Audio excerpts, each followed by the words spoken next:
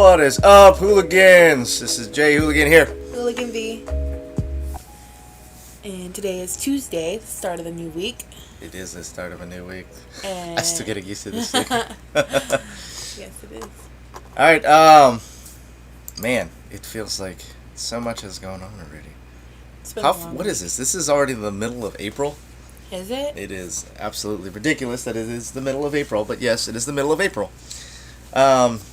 Yes. So, yes, as Hooligan V said, happy Tuesday. First, a bit of news real quick. The ArcLight cinemas and Pacific theaters down in LA are shutting down, which is a terrible, terrible thing to hear, considering that it just gives what I'm calling the Big Five, because it used to be the Big Six, Big Five companies that own all, like, 98% of the media, just for the reason to vertically integrate, which sucks.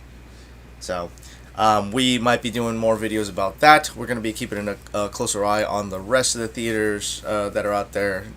Godzilla vs. Kong did really well on their box office opening on Easter weekend, but apparently the second weekend they had a big flop without having much competition. So, there's a lot of things going on here, but as such, we're going to be focusing today on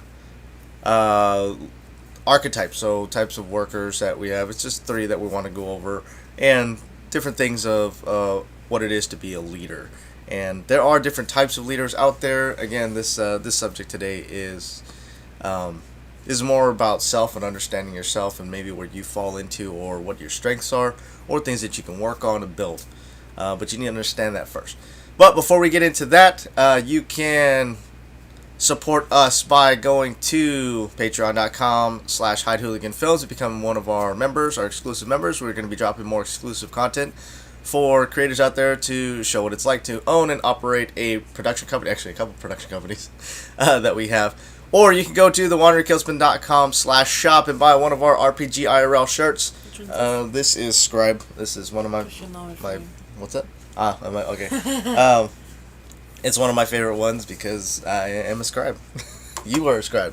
If you're a writer of any type, you're a scribe. I love it. It's an old school one. Yes. So, archetypes. Remember, these are generalizations. These are 3 types of workers that, just things that I've come across. And it's not archetypes, like character archetypes. Correct. Which you can base off. You can base it real off life of things. Yes, absolutely. Right? So. You can base it off of real life things.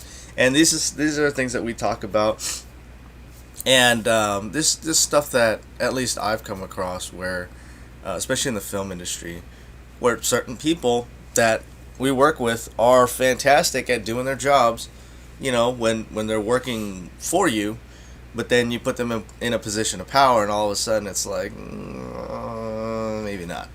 All right, and again, that may just be an experience. That could be like it's just not their strengths. Maybe they're not ready for it. Or they're not ready for it, you know, and that's the thing. They just don't understand themselves or what they're doing.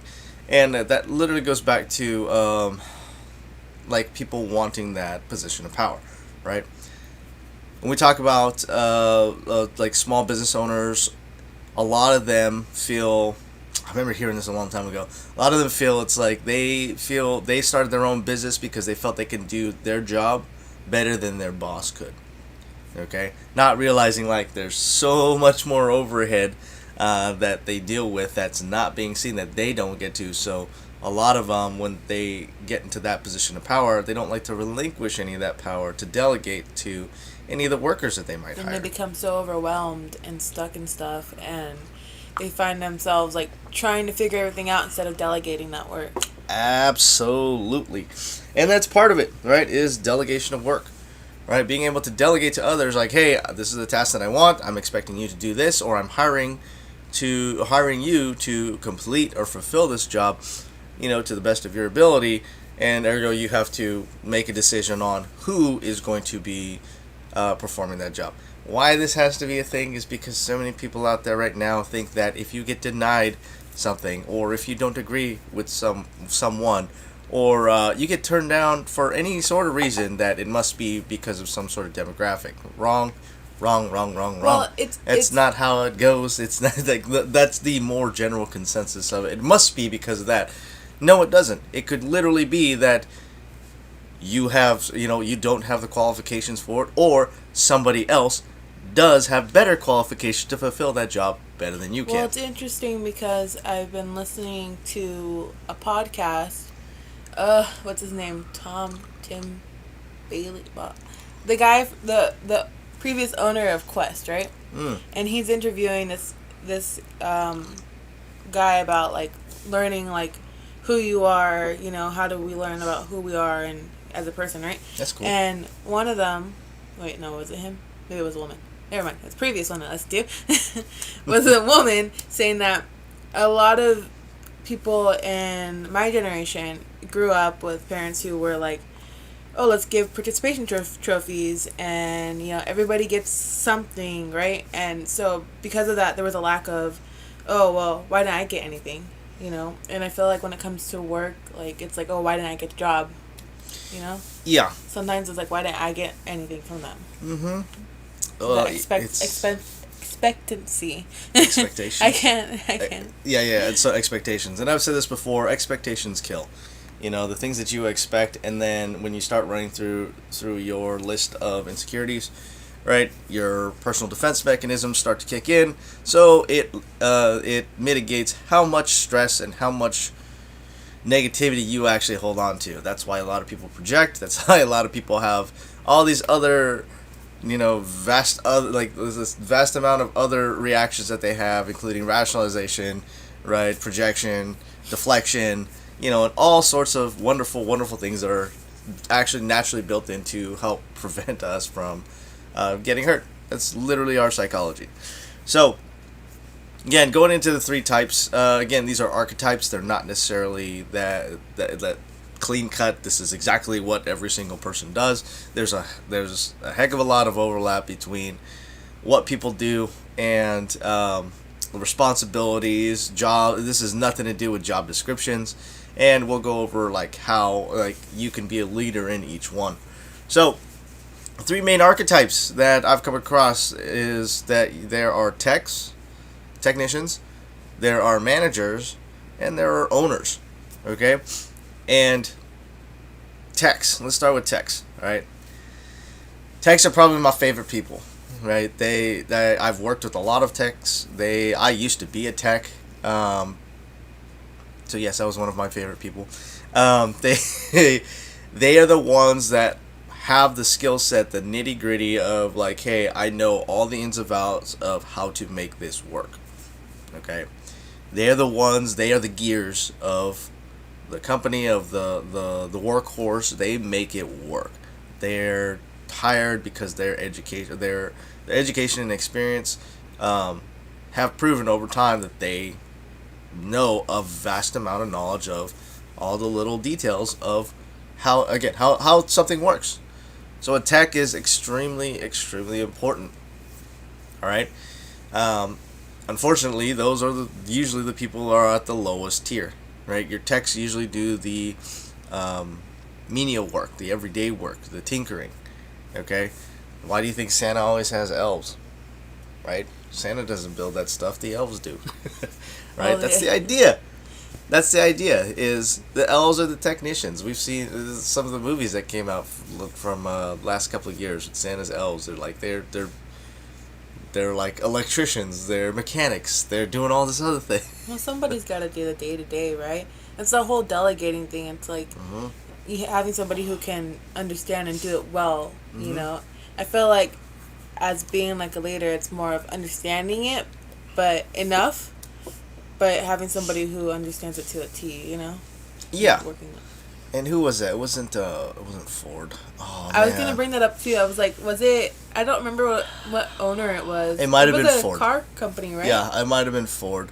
So there's a story where I think it was like New York Times or whatever it was down at the time. They went and interviewed Ford, and it was like, oh, tell us about this feature, and he's like, I don't know. And so, well, tell me about that feature. It's like, well, I don't know about how it works. It's like, well, I don't know how it works. And so the journalist wrote like this horrible piece on him, calling him a fraud, calling him stupid, all this, and pretty much calling him out on that. And he read it, and he actually invited the journalist back and went, no, come back over here. And he brought in all his lists of engineers and says, ask me those questions again. And he's like, all right, well, he asked the question. Then he goes, one of his engineers answered.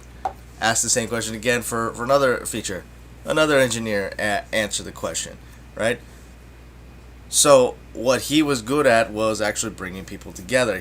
Was not the one he's not a technician, which we'll get into, but the techs were the ones who knew all the ins and outs of how and why it worked. They are extremely, extremely important, right? Technically, you can almost see in film like your DP as a technician, but they also do other parts like management. Right? Yeah, I was gonna say more management. They're more management. Like the heads are more management. But okay, in the indie world, when you have owner operators, they become more of the hybrids. Okay, right? I can see that. Ergo owner But operator. Right? I was thinking like if you're talking about like an actual like fully funded film and you have heads of departments and then you have crew. I know. Underneath See, that. see, then this it's is like supervisors or managers. Yep. You know, stuff this like that. This is exactly why these are archetypes. These are not hard set like you are absolutely this or you're absolutely that. There's a lot of overlap, and in fact, that overlap helps you to run the rest of your departments for your department heads. So, your technicians, your elves, your gnomes, whatever you want to call them, the ones that actually do all the work and have the talent to make those things happen. You know, technically, in the film industry, actors are technicians. They know how to act. They know how to hit their mark. They know how to hit their light. They know to remember their lines or to execute the lines properly, right? They're technicians. That's it. If you really want to get down to it, unless they're holding other positions like producer or whatever, if you're just acting in a film, you are a tech. Okay, that's a good example. I was thinking, what film thinking? Because like not really PA, it's more of assistant to build up to it. Yeah, for tech. But actors actually are literally technicians. They are. Well, see, I was going over it in my head, and I was just like, okay, we got the producer who's the owner, right? We're gonna do that. And then you got like the line producers, which are like managers and PMs, and again, well, we're gonna get into those. It's just like a big thing that you can go into and like kind of try to define it in a film way because film is. I don't know. It's the same as an everyday job, but not the same as an everyday job. Absolutely. So it has this weird line. Yes, so we are going to go and get into the other types of workers that are out there. So techs, again, the ones that actually make it happen. They know how to do it. All right. Here's the thing. Okay, what's the next one we talked about? Managers. All right, so archetype number 2 is managers. Managers are really the people that manage people. But are supervisors managers still? Yeah. In a way? Yeah. They're supervisors, lower, again, they're they're different right? levels of it. These are just archetypes. You could say they're supervisors, you could say they're leads, it's literally the people that manage other people. Okay? That's their job. Alright? So a little bit different than technicians who know the nitty-gritty, that get into the gears, that make it all work like this. Managers are technically the people that know how to handle people. Hopefully. Right? Hopefully. So in the military, especially in the Marine Corps, our first sergeant is essentially the one. And when you get up to like E8 and E9, they start to separate between first sergeant and master sergeant. Because master sergeants actually tech. They do more of the logistical management of projects versus first sergeant, who deals with all personnel. That's how that works. It's essentially the same sort of idea, right? They're dealing with people on a daily basis. They got to do the scheduling. Oh, well, they got to make sure that morale is up, right? They have to handle all the disputes between all your techs and all these varying personalities. Herding cats. Yeah, you're essentially herding cats. That's another one. You're herding cats, all right? Some say producers do that. They herd cats. But some say the AD will do that. Herding cats. They're managing. Depends. They're managing time. They're managing projects. They're managing time. They're managing people.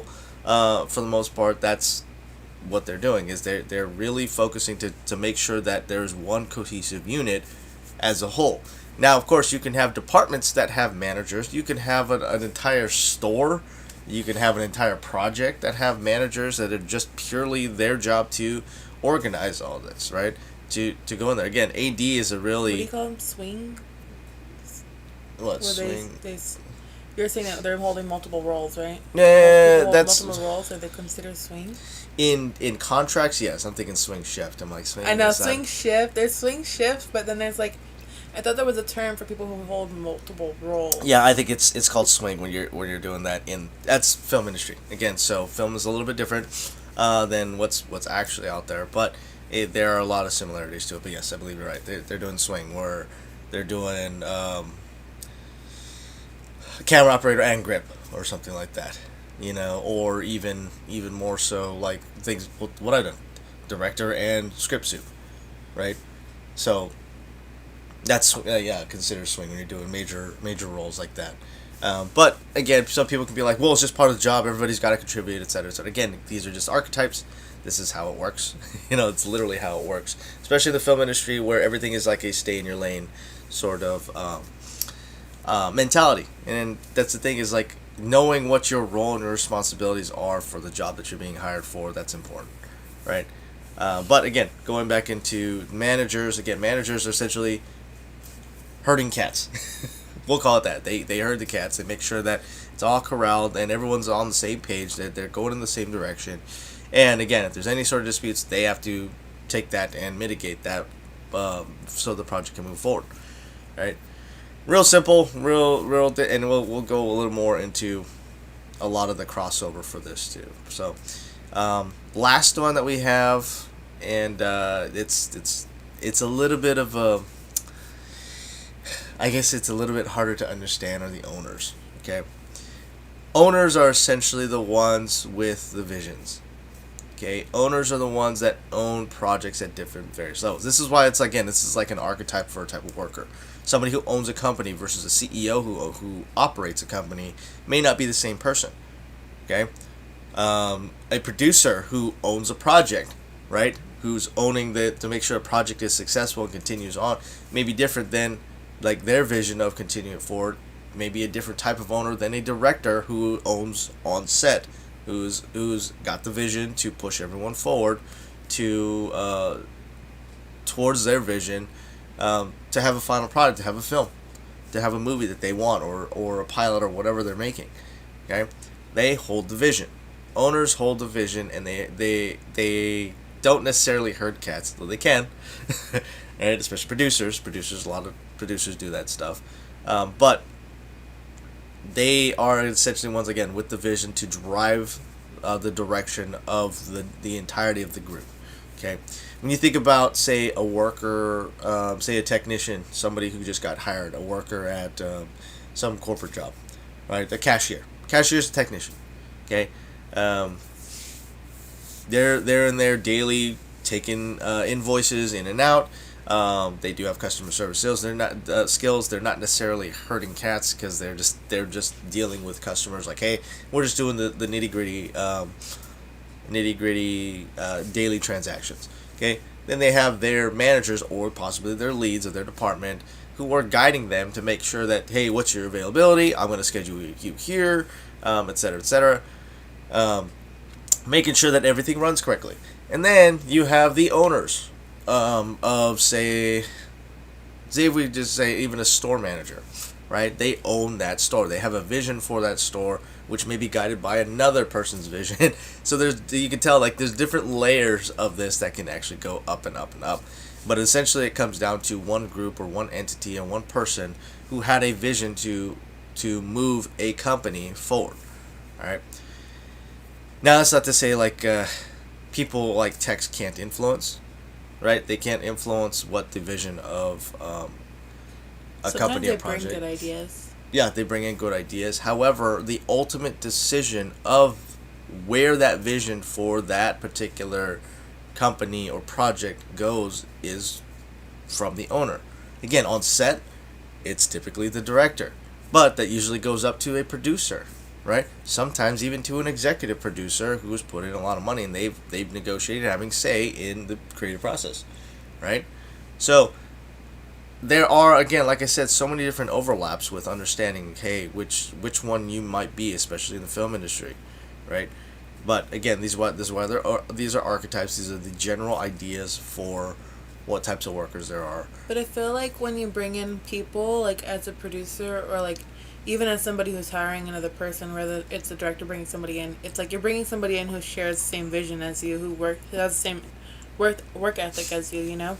And so, like, when these people give you feedback, it's easy for us to be like, okay, see where they're coming from and understand that and try to see how that's going to work and whether or not we're going to take it. Yeah, absolutely. And that's the thing. That's why managers are important, right? They herd cats. They need to know, hey, is this cat worth having on our crew? Do they have the experience? Do they have the work ethic? Do they have the integrity? Like, if I call them and hire them, are they going to show up on time? Are they going to actually put out work? Or are they just going to be like lazing around and I'm going to regret my hire? Right?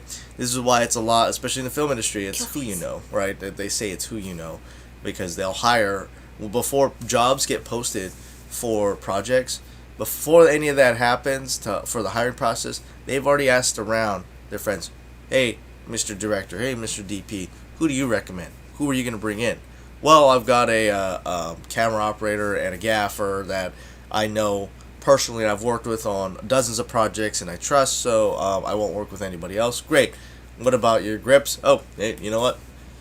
That's up to you. You could hire them separately. So. Then it's also like if that person isn't available to say, like, the DP's trying to hire like a gaffer, but that gaffer isn't available, maybe that gaffer can recommend somebody they know with the same work ethic, right? Yep. And it's all through recommendations first. Like I said, before you even see these postings that are going up, it's very different than usually the corporate world. For the most part, yes. For the most part, it's very different from the corporate world in that part, in those regards, where they'll ask around first, like, hey, who do you know? And that's more of an indie thing. And even in the studios, they do the same thing. They'll like, hey, this job's coming up. We'll have to officially post it, but apply for it. You'll get the job.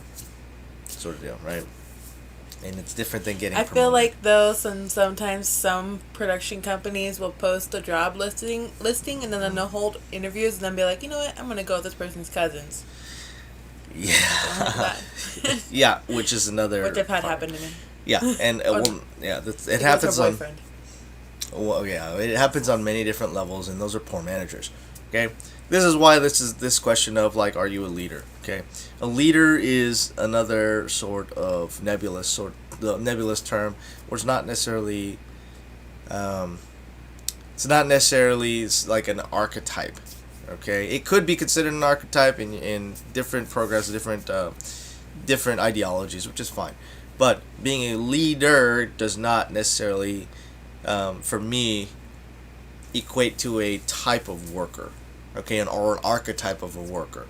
Like I said, you got your text. They know what it is. Like, how do you define a leader, right? Well, it's not really an archetype. Again, you can call it an archetype, but I don't. Like I said, for me, it's only those three types. But what is who is a leader? How do you determine a leader? I mean, sometimes, like, you can kind of see people who can be good leaders, right? And then assist with working them up on skills. Absolutely.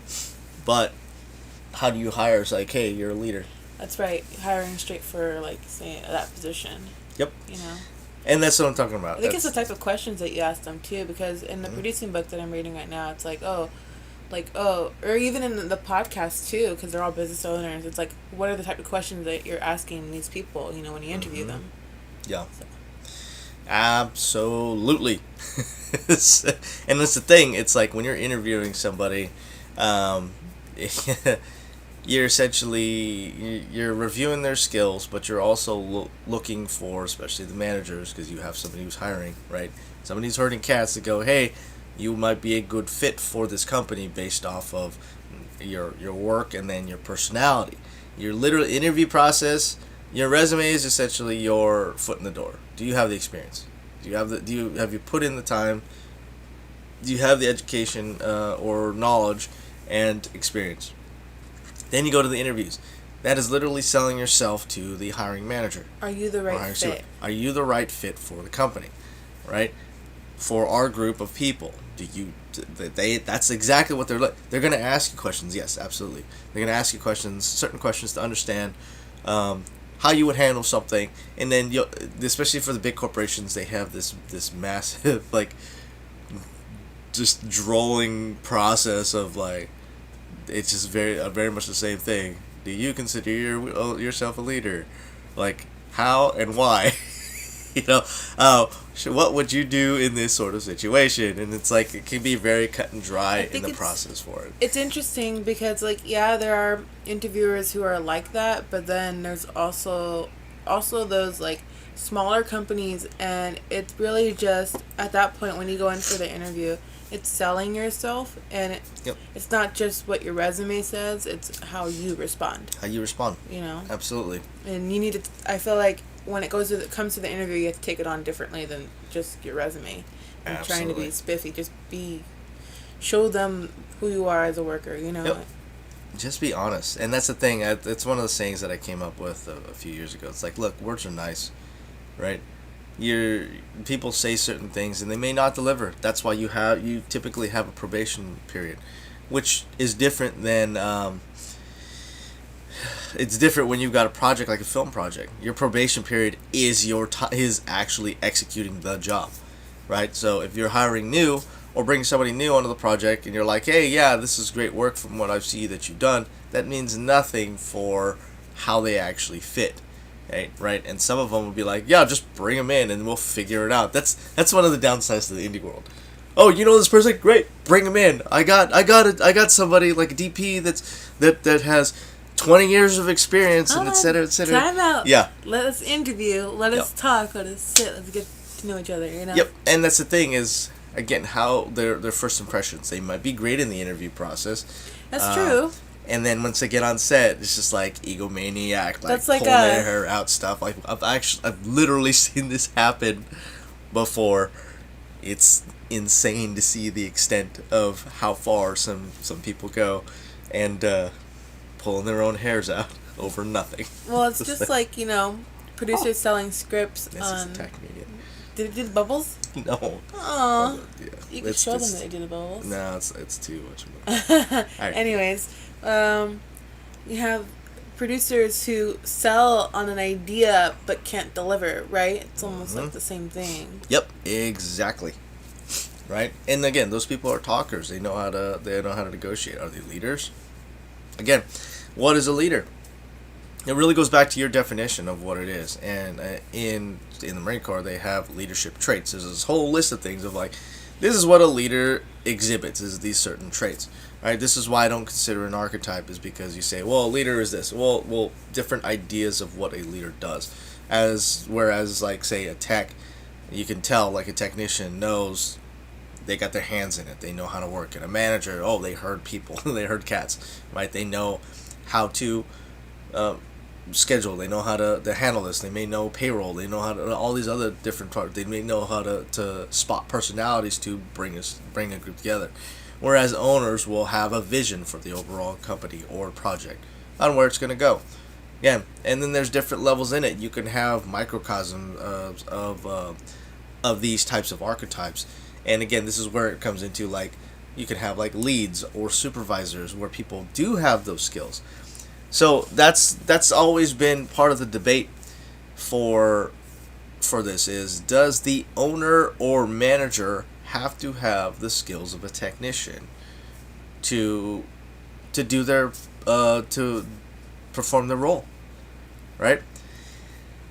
The short answer is no. That was the example of Ford, right? Where he came in and was like, dude, I don't know all this stuff. I don't need to know all of it because I'm not the smartest guy in the room. I just brought all these people together, right? Who are smarter than me to make my company successful. He knew how to talk, he knew how to sell, but he had the vision for that company, and then all these people made the vision happen. All right, he had managers to find those people. He didn't interview every single one of them. He had people, he put into place a system of people to go, hey, this is what I want. This is how I want it. This is the environment that I want. These are the products that I want. Make it happen. And he did, right? Versus, again, your managers. Like, your managers are tasked with that. Like, oh, hey, do I hire this engineer or this one? This tech or this one? Right? And the different levels of tech. Do they need to know it? Some say yes, because they need to know exactly what they're looking for. Like, do managers need to be techs? So that's what I meant. Some say yes, because they need to know what they're looking for, or the types of skills they have. May not necessarily be true, though, because there are certain situations where, again, if we're hiring as a line producer for a DP, right?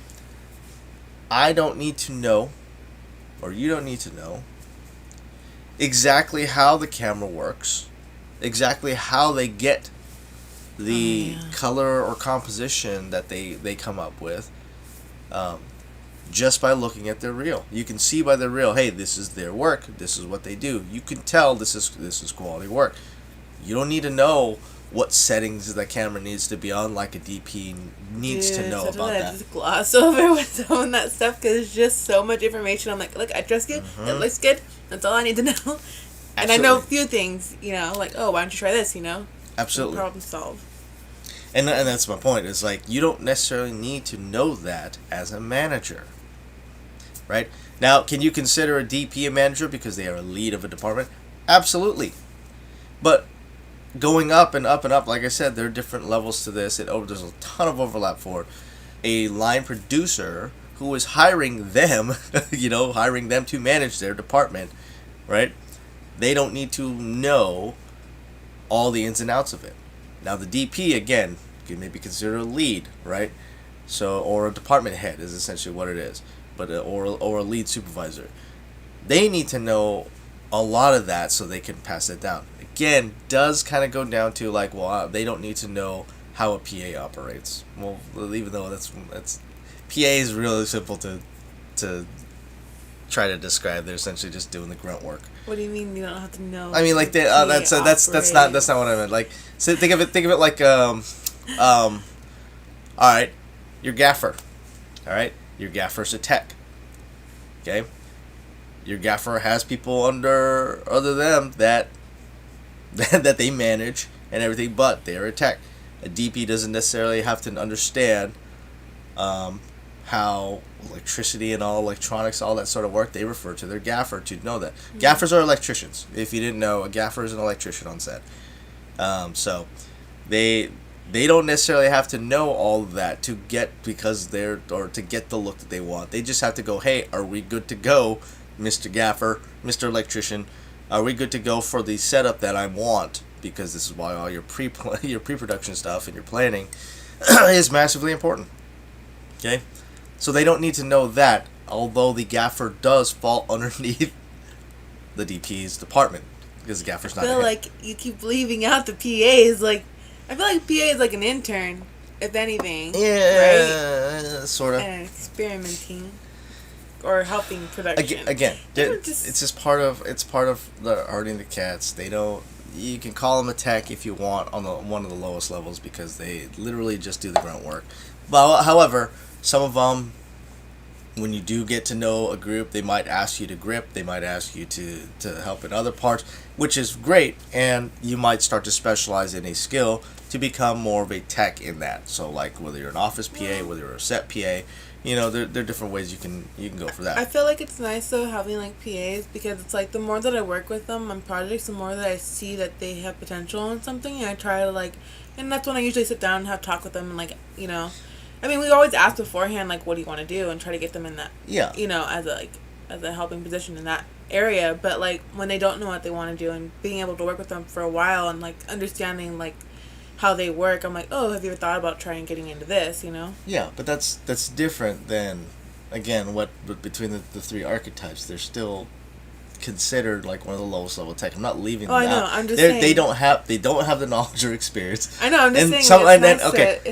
That's a pretty bad assumption because there are people that, especially during the recessions and stuff like that, where they'll go like, oh well, I am a filmmaker, but I'm doing a PA gig because I'm trying to get my foot in the door. And they're like, they look at your resume and you didn't know how to do your resume correct, and it's like, oh, you've produced, you've directed, you're DP, Oh, you do yeah. all this stuff. You're overqualified. We're not going to hire you. Right. So understand, understanding your audience for that. If you're applying for that, that's a great tip for people that have multiple experiences in film. Cater your resume if you're going to go for a position, whether it's a studio position or a corporate position. Cater your resume to the position. So like, hey, I PA'd on this job. Hey, I did some PA on that job. Or if you're applying for,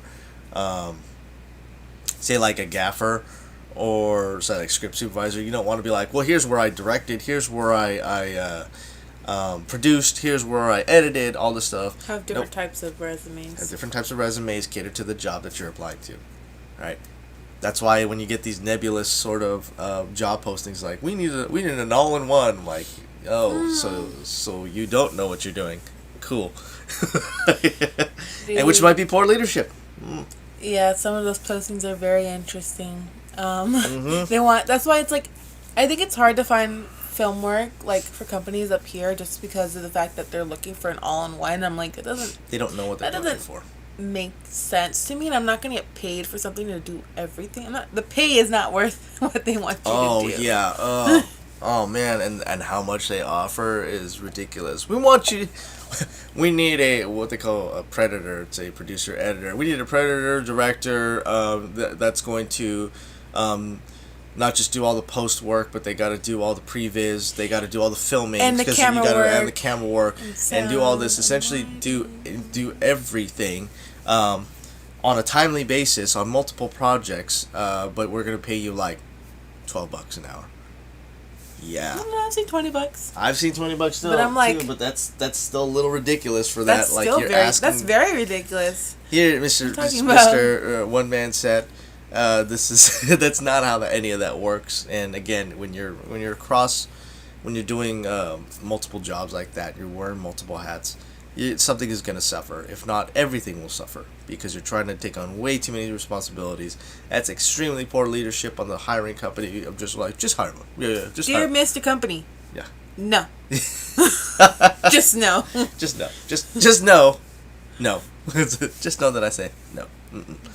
And there are other things to look out for also. Anyway, but that's essentially when I see stuff like that, I gotta laugh because it's like, man, I get if you don't know anything about it, but whew, asking for an all-in-one, it's like do some research. Right. Talk to somebody who has that. It's like grab a consultant. It's like if it really comes down to it and you really want to know that, you can literally pay for somebody to consult you on a one-time basis, so you don't have to have them on or Google it.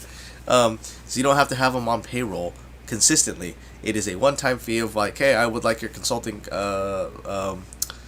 your consultation, and here you go. I just need it one time. Great. Here's what you need. You want how big? What's your budget? What's your requirements? This is how many people you need. Well, I have enough to hire one person.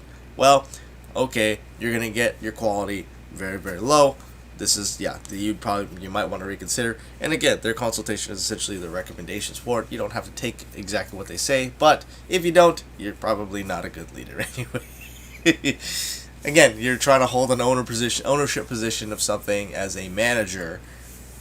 With that, again, see, there's different overlaps for all these different things. It's not an easy, straightforward thing to address. Okay, but again, this is why that's something to talk about, because it is this sort of nebulous sort of idea of like a leader. So it's someone who leads. That's essentially the book definition for it. What is a leader? Someone who leads. Like, stop using the word as a definition. I hate when it does that. It's so ridiculous. Producer, somebody who produces. I hate when people are like, oh, there's no real definition for a producer. And I get that there isn't, but I mean, the general idea is that they're producing a product and that they're keeping the ball rolling. You know? They are owning a project. And when I say owning it, it doesn't mean like IP owning. It means like they're taking that on as their own. I think you mentioned like, oh, it's like their baby, right? It's like their child. They are literally taking like, this is mine to move forward with other people, and there might be multiple producers that do the same thing, that own it in their own way. But the vision is like, hey, this is my movie idea, this is my film idea, this is the story. I didn't forget last week's live launch. And here's where we want to go with it. We don't want a miniseries. We don't want a TV. Here's your vision something on TV. with your baby. Here's my vision for theatrical release, etc., etc. Go. Let's go. Do you agree? Yes, I can see it too. I think we can make it happen. Wonderful. Now you got partnerships, and now you have multiple owners who are owning that project to see it through to the end.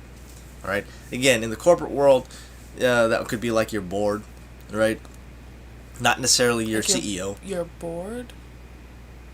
Not you are bored. Like your board of trustees. Like the people that own the company. Like the owners of that are not necessarily like the CEO. CEO is somebody who does the day-to-day, who is like a manager. Now, can they own that vision? Absolutely. Again, there are different levels of that they can get. But the mix-up that a lot of people get is... and where I feel like they get mixed up is when they start having to hold multiple, because some managers are also technicians. Like I said, they need to understand, at least to a good extent, what your techs are doing, if that's their group. All right, and this is again where we get a little bit of a hairy situation where people they may not fit as managers or owners, because they're technicians, right? Oh, I could do my job, my boss's job better than they can. So I'm gonna start my own. I'm gonna do it this way, and then they end up like showing their butts, and not really doing very good because they didn't realize there's so much more to it because they're in that tech mentality. My boss doesn't know what he's doing. He doesn't know anything like that. Realizing like your boss might be a manager who is literally herding cats and trying to maintain some sort of morale or cohesiveness, and be the most fair across the board to make sure everybody is still working and still going to come to work. Again, there's other problems that your techs may not be dealing with. And then the same thing goes for managers to owners, right? Oh man, this company's going, like managers, like I've heard even store managers go like, oh man, this company's going to hell because the people that own it don't know what they're doing and blah blah blah blah. They think they know all, they have this sort of insight because they've only got their narrow-minded of what I'm seeing here. Okay, not realizing that there's so much more that they're dealing with to ensure and making these hardcore decisions or hard set decisions of like, hey, we need to do this to mitigate this other thing. They're not doing it, and your techs and your managers that do complain about that stuff have zero idea for understanding what else is above them or what is. This is why a lot of employees say like your cashiers or your lower level workers or stuff, or below the line, we'll call it below the line workers, right? They complain about above the line all the time. Why is this fool getting paid more than us? You don't know how to run anything. It's like, yeah, that's why you're, as an employee, working down there, because you're so much smarter. Why aren't you doing it? Bye. Oh yeah, because you don't understand, or they don't understand really that there's so much more. Right? I mean, the owners of a company, right? They got to understand the marketing. They got to understand the product. They have to have a vision. They have to do all the legal fees. They have to know what type of entity they're doing. There's all these other things that they got to do that you don't deal with on the below the line level, right? You don't have to worry about that. You don't have to worry about sales. You don't have to worry about margins. You don't have to worry about if something's failing and then how to fix it. You're not doing any of that. Paying back investors. You're literally a technician, right? But that's that arrogance of self, right? That's the ego of like, oh, I could do better. But there's nothing wrong with that. It's just like being more mindful, I guess. Yeah, and being more mindful, being more honest with oneself. But again, that's when people say that, and people come from a position of that, especially when they complain. More often than not, it is a position of ego, and especially when they're like, I could do better, all right? And then they go and try, and then they don't. Like I said, we have a running blacklist of people that we don't work with anymore because of horrible ego. right? Because they felt, again, they, as working for us as a below the line position, fantastic workers. You know what? You've shown a lot of work ethic. I like working with you. I like you as a person. We become friends over time. And then all of a sudden, it's like, you know what? I'm gonna give you a chance. I want to give you a chance because it seems like you're on a great path forward. We're gonna bump you up to a head of a department. Great.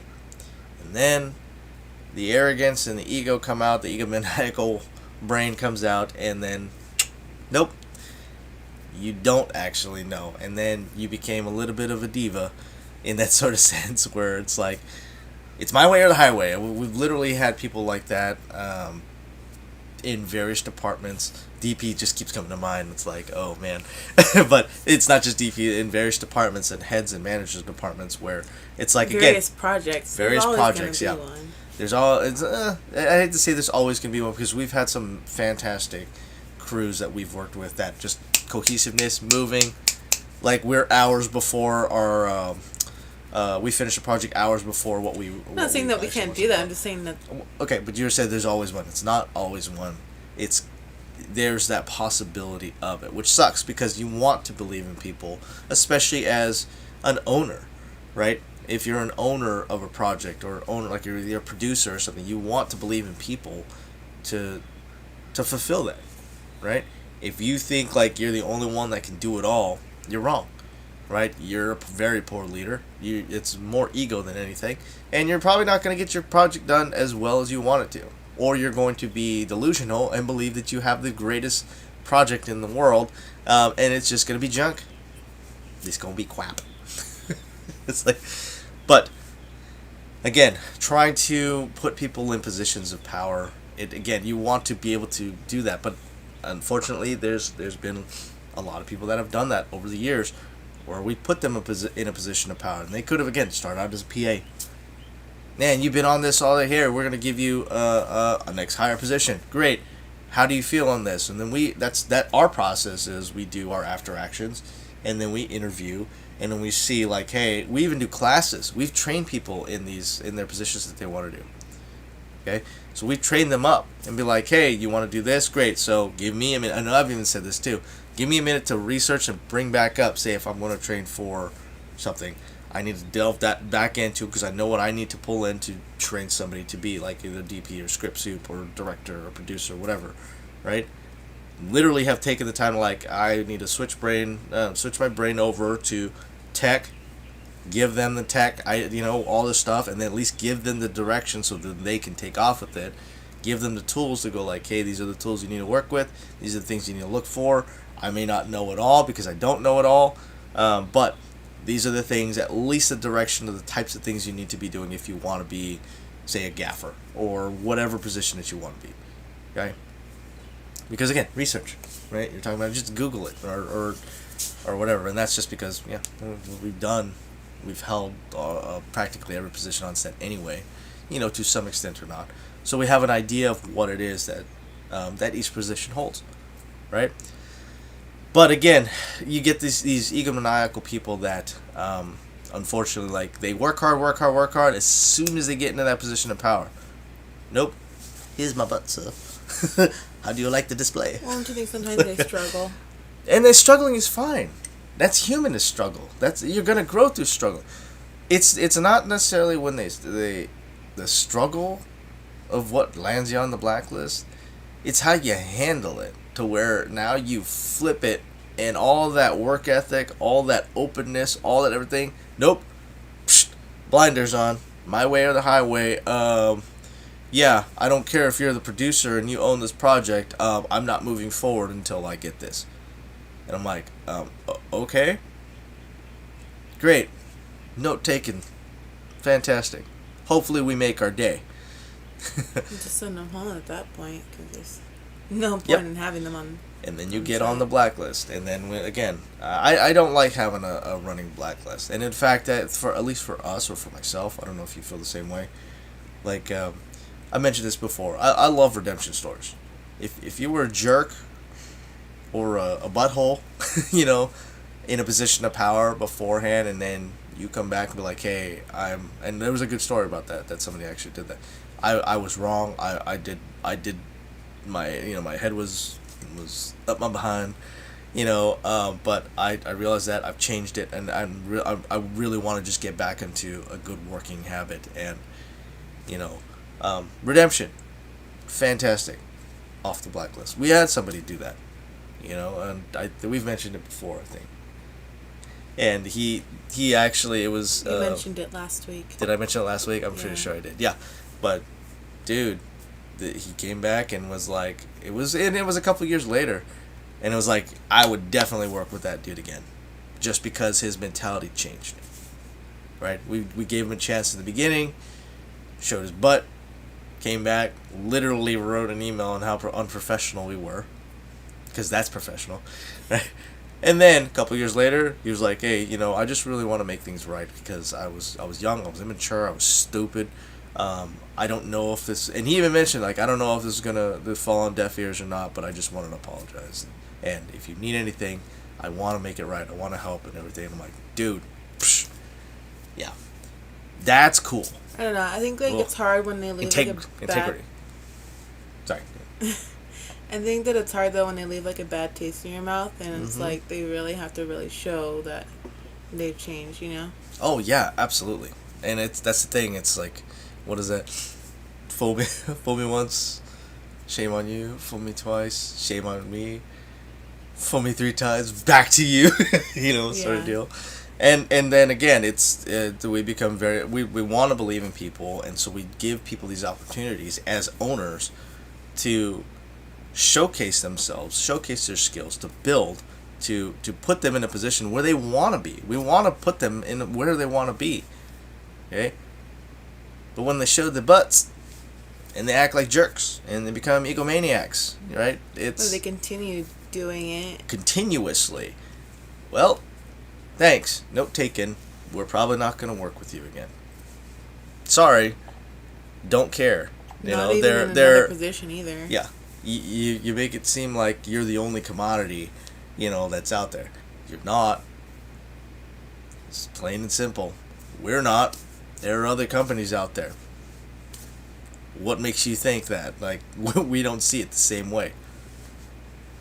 Right? You are not God's gift to film. Sorry, but no. You are not. I think it's the thing about being, like, filmmakers is being humble and the willingness to be open-minded and to learn, Yep. You're not always right. Yep. What's my saying? Then I say, the moment you think you know everything, you're wrong. It's just how it is. The industry is constantly changing, right? New tech is coming out constantly, right? New technologies for that stuff. So, yeah, the very moment you think you know it all, you don't. And that's the moment that, again, there's a difference between celebrating your wins and believing that you know it all. Right? Your owners don't know it all. Managers don't know it all. Technicians don't know it all. Which is fine. This whole idea of, like, we have to be infallible, right? You can't make mistakes. You can't learn. It's dumb. It's the dumbest thing in the world. Again, that's ego. It's ego all day, every day. Right? The whole idea of social media has propagated that mentality of, like, look at me, happy life. Oh, no problems, guys. Look, I'm carefree, blah, blah, blah, blah. I'm only successful, and these are the only things they see. They don't see, the hard work, the stress, the breakdowns, all this other stuff, like all the struggles that people have. They don't post that stuff. Some people do.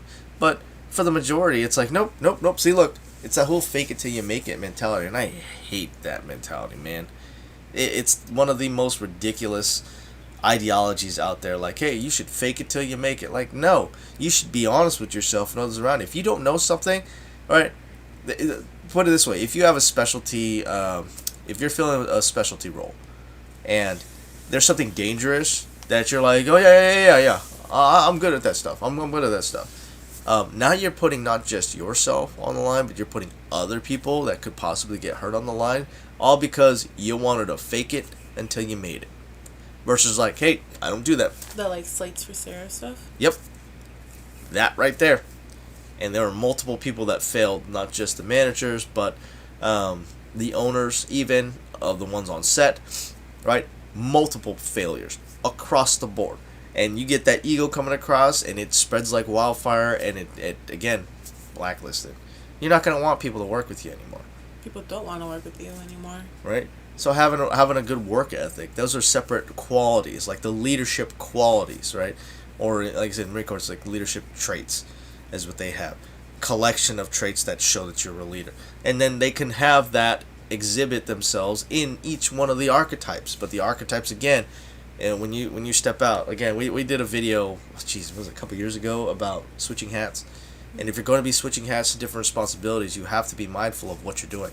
When I'm a director, I've mentioned this before, when I'm directing and I don't have a script soup and I'm playing script soup at the same time, I've literally stepped off of set to go, okay, here am I at, switch my brains to technician to go, hey, what was my previous shot? Previous shot was here. Am I crossing the line? Where's my eye line at? Where is it here? Where's the action? What was the previous action? And I literally step away from set so I can do that, because when I'm directing and I'm there with everyone, my mind is in an owner type of mentality. I have a vision for it, right? And I'm relying on everybody else to get that done. That's why I do my prep work beforehand with my shot list and everything for it, so I don't have to go down to go, hey, this is exactly what we're doing for here. I've relayed that to my DP, to my camera department, to make sure that they're going to get that. So again, that's all pre-planned, right? We do all that in pre-production so that they get to set, everybody knows what they're doing. This is why we do stuff like shot lists and shooting scripts and everything like that. We don't really do overheads because we haven't found a DP that utilizes them enough so we can understand setup for their own team. Well, you don't really do storyboards either. I don't. I do a lot of that stuff in my head. I enjoy storyboards, so.